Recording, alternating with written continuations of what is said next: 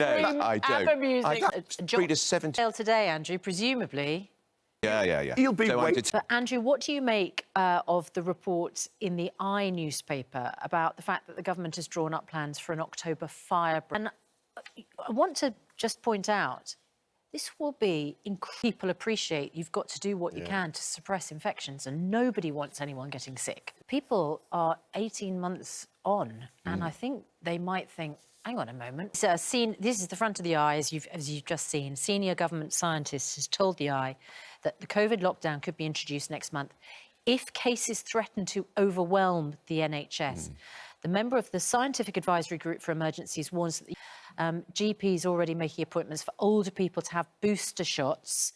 Dr. Hillary, this could be the follow the science phrase has sought a chance, reduces the chance you transmit it, doesn't eliminate it. No. You only get one jab.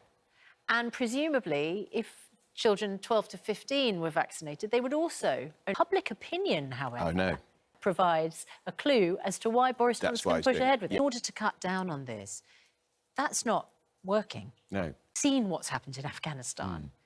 We are desperate about the hundreds, if not thousands of people. See why people are motivated to leave Afghanistan. What do we do about those who just wants to do better for themselves? Cool. You know, one problem is not so much that it's the Taliban in charge, and that's why your problem is with foreign aid in principle. It's about foreign aid, that actually it's a sort of soft power. We don't carry on giving aid. How does... I mean, it still seems surreal to be talking about it, in order to provide for its people. Well, I have great...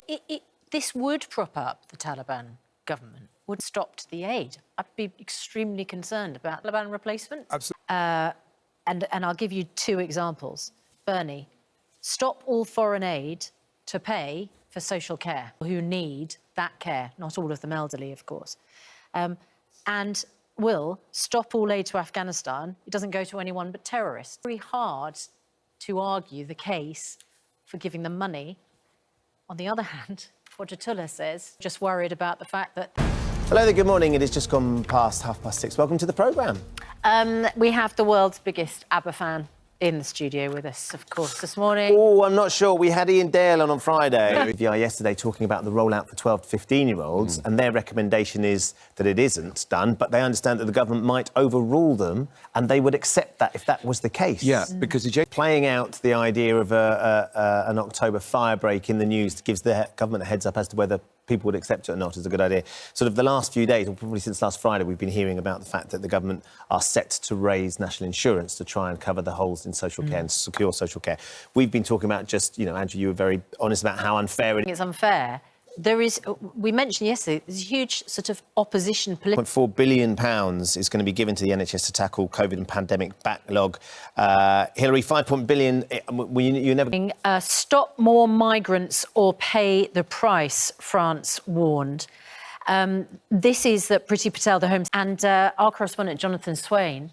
Over the front. Kevin, Andrew, good to have you with us as ever. We're going to take a short break. You're watching Good Morning Britain. Let us know what you think. We'll see you in a moment.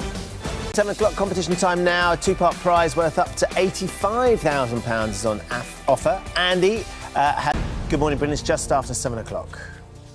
A man who fled to Afghanistan has spoken exclusively to this programme about his decision to pay people smugglers up to £1,600 to help him cross the channel illegally from Calais to Dover. Charities have told us they expect more Afghans to try and make the dangerous journey in small boats following the Taliban's takeover of the country. Jonathan Swain, perspective. Good luck to her in those quarterfinals. Still ahead on Good Morning Britain, from the Sex Pistols to...